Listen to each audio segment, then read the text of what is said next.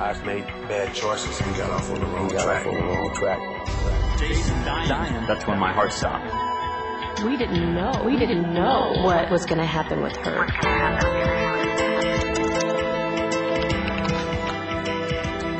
Each year, United Way helps thousands of people in the greater St. Louis area. Many who never imagined they'd need help from a United Way supported agency, until their lives reached a turning point.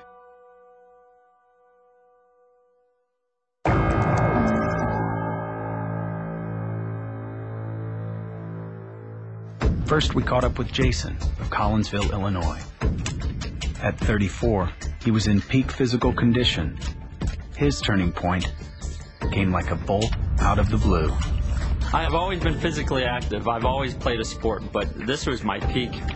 One of my goals was to run a marathon. Not in a million years would I think I would need CPR, but then this happens. It happened on Southern Illinois University at Edwardsville campus in a kinesiology class. I aspire to be a PE teacher. I took my seat that day and I started taking notes. My head flipped back, and one of my best friends, Chris, was sitting behind me. He caught my head before it could hit the table. That's when they knew something was wrong.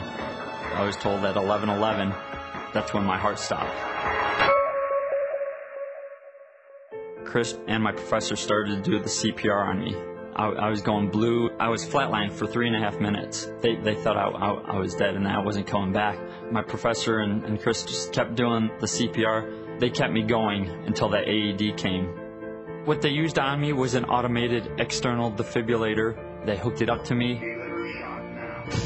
All my color came back. My heart was going again.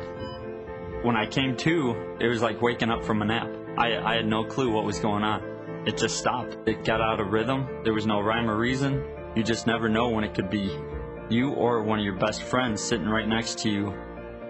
If it wasn't for United Way supporting the American Red Cross, those two people that saved me wouldn't have had the knowledge and the hands-on experience to perform the CPR and save my life.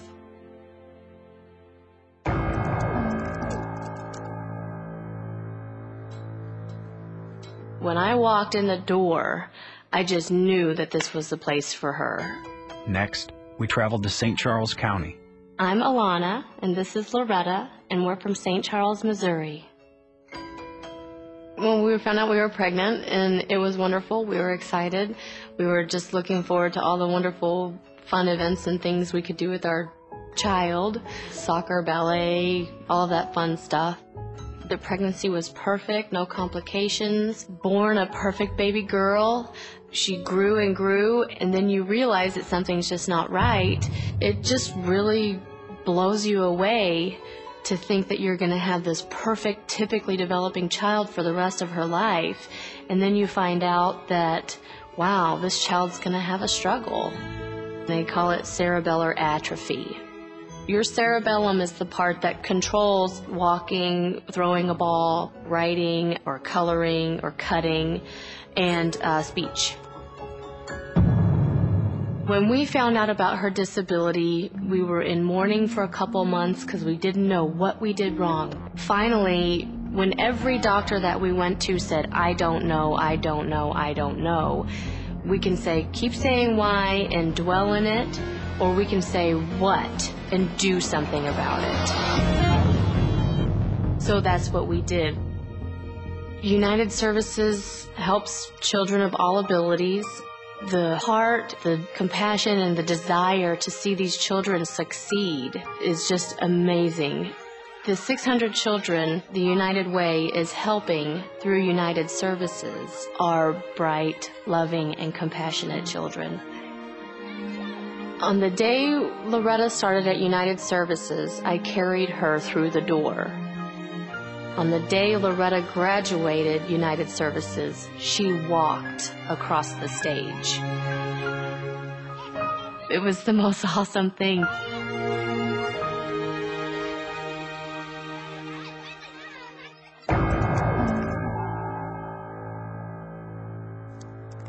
I got into what I call hustling. We sold drugs, we sold marijuana, and around about the age of 17 was when I first got arrested and convicted. Finally, we went to St. Louis. I enjoyed a good family upbringing. I still made bad choices and got off on the wrong track. I wake up one morning on a bus stop bench in the heart of the ghetto in one of the most dangerous streets in the ghetto where I've slept there overnight. So I knew I had lost my mind. After I hit the bottom, came out of drug rehab. My first school was Forest Park Community College. Next, I went to Fontbonne here in town, got my bachelor's degree from there, and then I enrolled in Wash U and got my master's degree. Working on a research project at Wash U helped me to begin to understand the dire nature of this problem associated with deadbeat dads.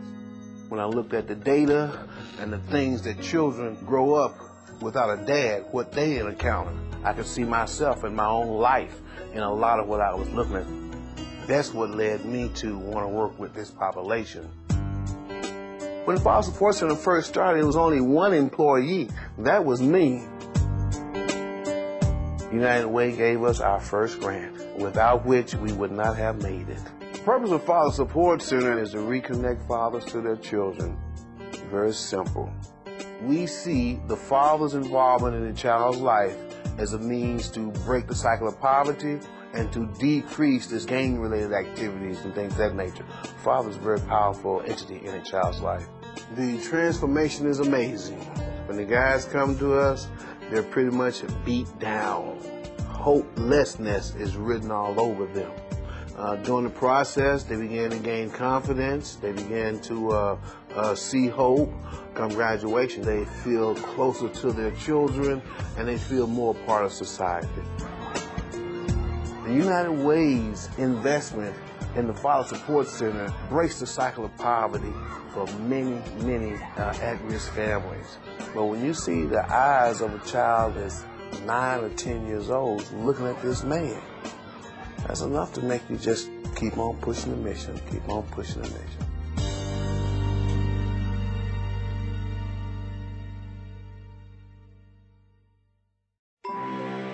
Where would we be without the nearly 200 local agencies funded by United Way?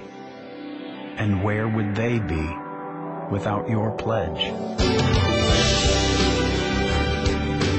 Give today. Give today. Give today, help today. Thank you. Thank you.